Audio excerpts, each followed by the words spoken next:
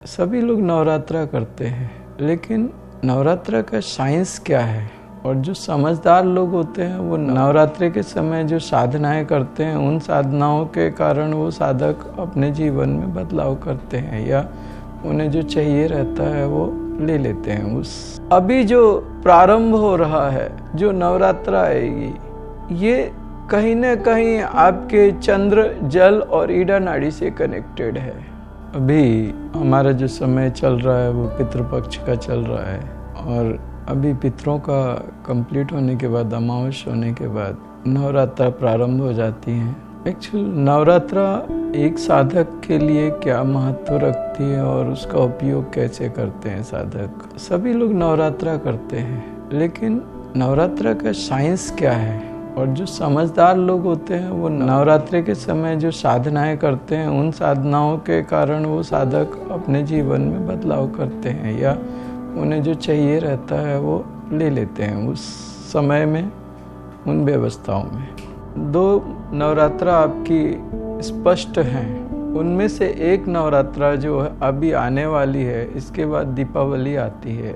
इस समय जो नवरात्रा आती है ये शीतकालीन नवरात्रा होती है। अगर इसको साइंटिफिक तरीके से देखा जाए तो एक नवरात्रा आती है जो ग्रीष्मकालीन होती है और एक नवरात्रा आती है जो शीतकालीन होती है। अभी बारिश खत्म होने वाली है, ठंड की शुरुआत होने लगेगी, ठंड होने लगेगी थोड़ी। अभी जो प्रारंभ हो रहा है, जो नवरात्रा आएगी, ये कहीं ना कहीं आपके चंद्र, जल और ईड़ा नाड़ी से कनेक्टेड है।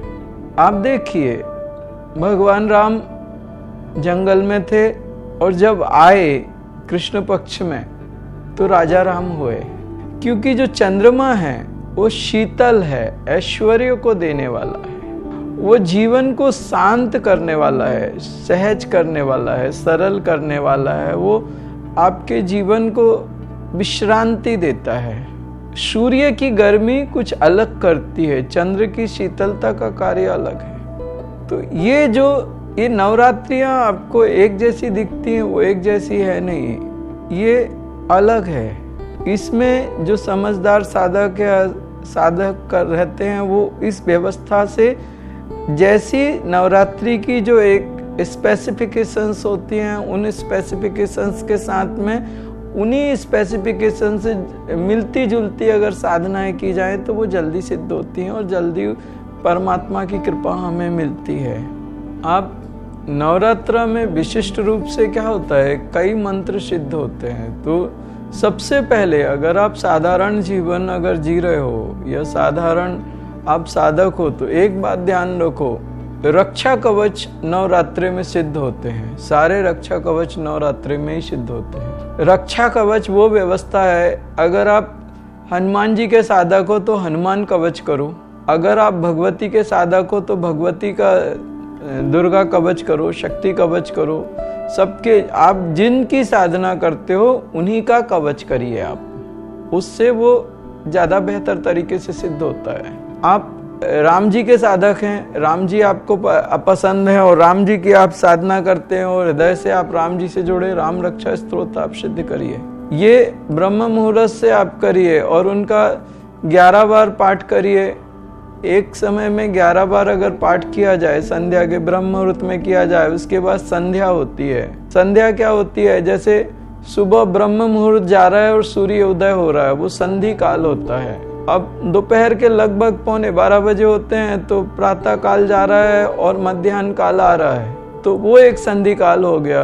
फिर जब सूर्य अस्त होता है शाम को कुछ 6:30 बजे, उनका समय बदलता रहता है, जैसे जैसे उसका समय आपको पंचांग में मिल जाएगा। तो जब सूर्य अस्त होता है तो उसके समय जो 40 मिनट का जो समय होता है, सूर्य अस्त हो रहा है, दिन जा रहा है और रात्रि आ रही है, तो वो जो इनका संधि काल है वो 40 मिनट का। अगर उस समय आप 7, 11, अगर ये 1 घंटे, 1.5 घंटे या 2 घंटे, जितना भी समय आपको लगता है, अगर आप इसको अच्छी तरीके से करते हैं तो आप बहुत बेहतरीन इनको सिद्ध कर सकते हैं। सिद्ध होते हैं और अगर आप अपने जीवन को व्यवस्थित रूप से जी रहे हो, आप किसी को तकलीफ नहीं देते और आप किसी को तंग नहीं करते और आप सिर्फ अपनी तरक्की के लिए, अपनी उन्नति के लिए साधना कर रहे हो, तो ये कवच सिद्ध हो जाते हैं। और ये कवच सिद्ध होने के बाद में आपकी जो साधना रहती है वो सुरक्षित होती है।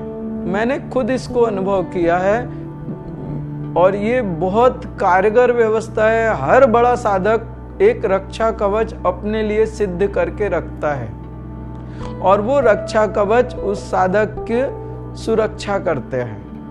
नवरात्रि समझे आप, शक्ति की साधना रात को होती है और शिव की साधना दिन में होती है। इस बात को समझना चाहिए। काल रात्रि हो गई, नवरात्रि हो गई, शिवरात्रि हो गई, लेकिन एक बात ध्यान रखना, कभी भी 10:30 के बाद साधना मत करो।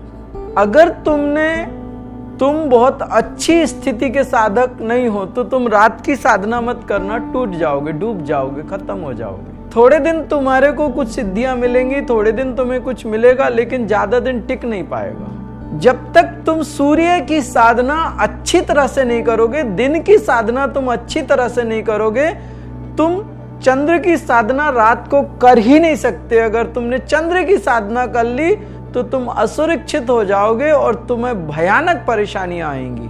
तुम्हें शक्तियां मिलेंगी, तुम्हें सिद्धियां मिलेंगी, लेकिन वो शक्तियां और सिद्धियां तुम्हें ऐसा धक्का मार के जाएंगी, तुम कहीं के नहीं रहोगे।